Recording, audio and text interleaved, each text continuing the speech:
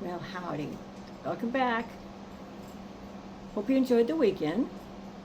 Um, there's something I need to let you know about what we talked about last Friday. It had the war story that Bruce told. And you know, if you had your own book, you could just go right to the footnotes and know, oh, Point to Hawk? Well, that's a true place. That really happened. And yeah, we don't hear much about that. So it's a good part of the story, and it's a true part of the story. Point to Hawk was real. Oh, and it's Monday. I get to share a scripture with you that it's dear to my heart, very dear to my heart. It's Psalms 27, verse 1. The Lord is my light and my salvation. Whom then should I fear? Whom then should I fear? The Lord is the strength of my life. The Lord is the strength of my life. Of whom then shall I be afraid? Of whom then shall I be afraid? Well, obviously I learned this in choir and then found it in the scriptures and thought, wow, I really needed that. I was going through the trial of overcoming being a doormat and was afraid of a lot. And this Psalms helped me a lot. Okay, well, we need to get moving on along here. Where are we? Oops, got to get my eyeballs on so I can see what's on the page. Okay, where did we leave off here? Oh, yes. Bruce had just finished telling the war stories about Charlie and how Charlie had helped him several locations. And then he gets up and says it's time to go be fixing supper. It was probably right on about 6 o'clock in the evening by then. So Bruce has walked over to the chair and just standing there because Bruce can't carry her. So Jack is bouncing all around, ready to go on the next adventure. Thomas sighs and comes over and dutifully picks up his little pixie of a sister. Bruce brings along her chair. They all wind their way back through the grove of pine trees, with Jack leading the way, which he somehow knows where they're going. He's leading them until they reach the clearing with the tent, which gratefully is still intact. No strong winds today, just teasing little breezes now and then, filled with the wonderful woodland aromas. After Thomas's dutifully puts Ella in her chair, she slumps down and whimpers and whines. This first thing I'm going to do when we get back is I'm taking a bubble bath. And Paul, she says, get that camera out of my face. Thomas shakes his head in disgust and walks away toward the tent. Paul quietly responds, oh, sorry, my orders are from Charlie. He was hoping to get the natural you on camera. Sorry, I'll use my zoom lens from now on. Ella moans, oh, great. While Bruce is setting up for the meal, Thomas and Jack go out and about, tending to Champ and gathering more wood, just in case it's needed. And also so he can be away from Ella. That, of course, keeps Ralph busy, too. Ella sits, pondering in her chair, with her feet propped up on a log. She's not saying much of anything anymore to anyone. Paul is worried for her and offers to get her some things. She just brushes him off with a wave of her hand. Thomas is gone for a goodly amount of time, and Bruce begins to wonder about going out to find them. Just then, Thomas comes back to camp, and Jack runs straight to Ella. She strokes his back a bit. Then, looking up and seeing Thomas, Ella asks him to carry her to the tent. Thomas is not happy at this request of hers. He stoops for a bit, tending the fire, watching the smoke ascend above the trees. Bruce holds the tent flap open and coughs, looking right at Thomas. Then Thomas begrudgingly goes and picks up his little sister. Paul quickly follows.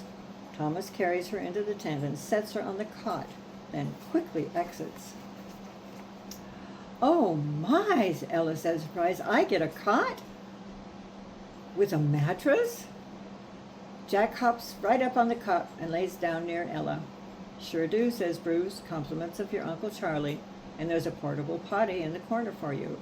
Ella quickly acknowledges that, saying, I remembered you said something about me having one.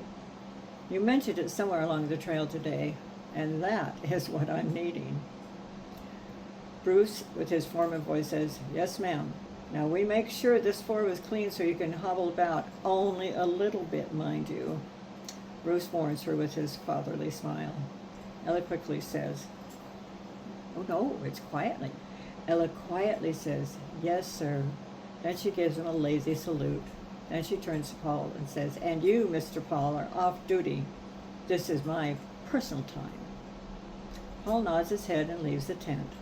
As Bruce is leaving, he calls back, supper will be ready in about 15 minutes or so. Ella calls out, I hear you.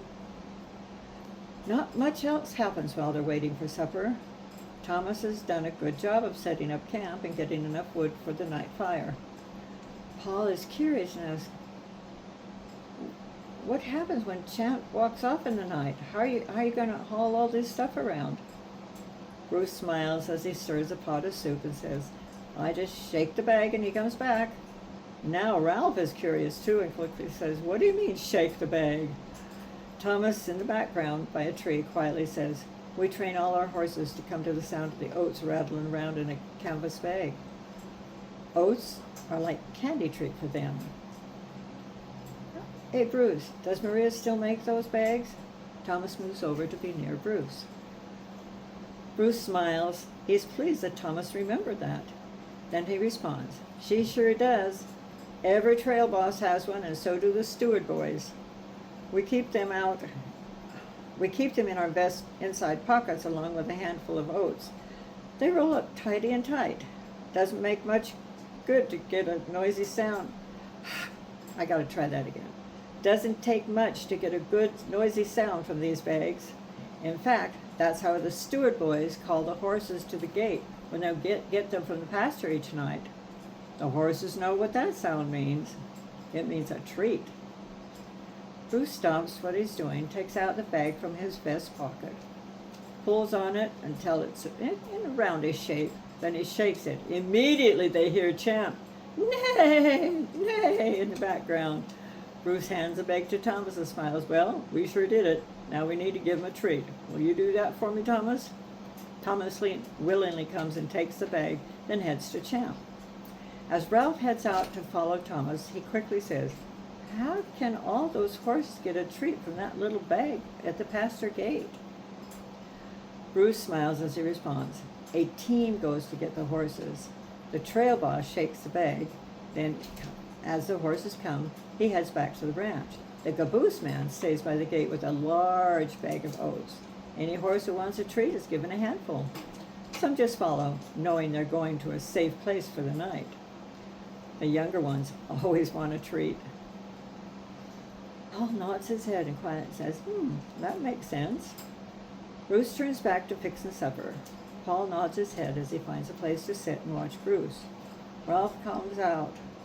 Don't worry, I heard that. When supper is ready, the aroma fills the twilight evening. Bruce asks Thomas to come and get Ella as he stands ready to open the flap. Thomas rolls his eyes, kicks the nearest rock. Then he dutifully goes to the tent and calls out to Ella. Supper's ready, may I come and get you? Ella, with a break in her voice, says, actually, I'm not that hungry. I'm very tired. I'd rather just go to sleep. Thomas looks at Bruce, shrugs his shoulders with the expression on his face. What else can I do? Bruce speaks out with authority and tells her, Ella, you must eat. Your body needs the fuel. I'm coming in. This is a health and... Okay, Ella bursts out crying. Come in and get me. I still don't think I can eat much.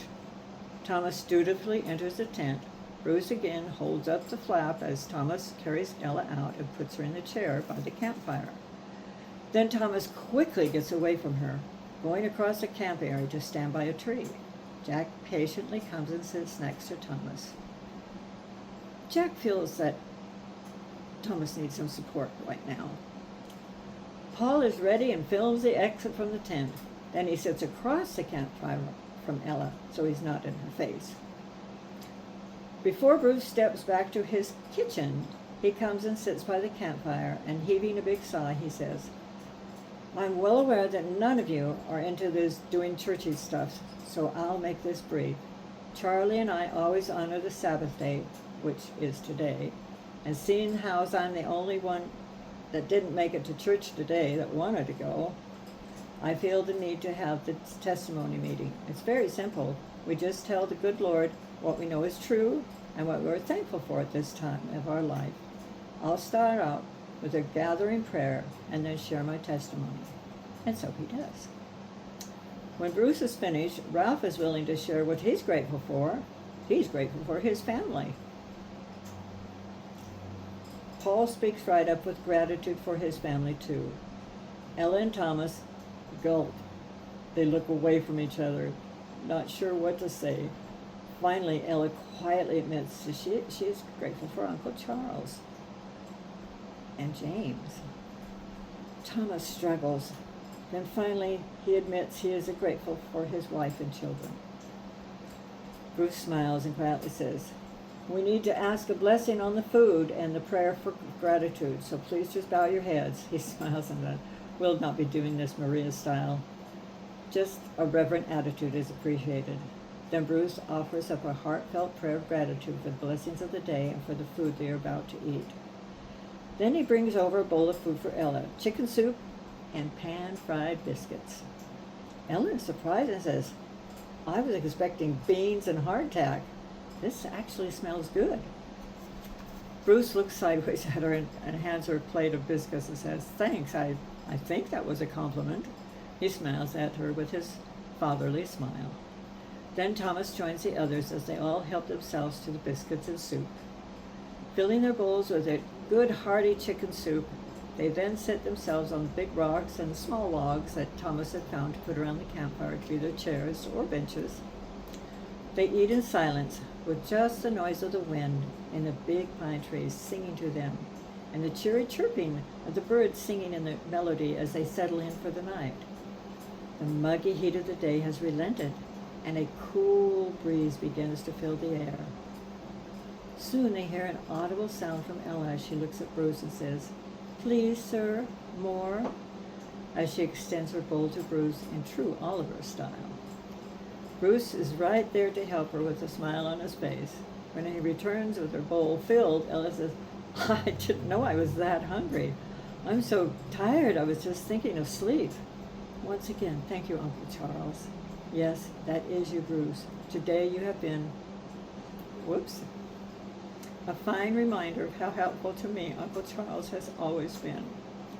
Then she takes a bowl of soup and gratefully eats more. Thomas can't hold back his emotions. He gets up and walks into the forest. Ralph grabs his camera and follows along. Thomas turns and says, this is personal time. What? Paul said Ella gets personal time and I don't? Ralph dutifully returns to his seat and shrugs his shoulders, saying, well, I got that much on film. Only so much I can do. Paul and Bruce agree, and they each continue to finish their supper. Bruce lets him know, eat up, fellow, there's more soup in that pot, and there can't be leftovers.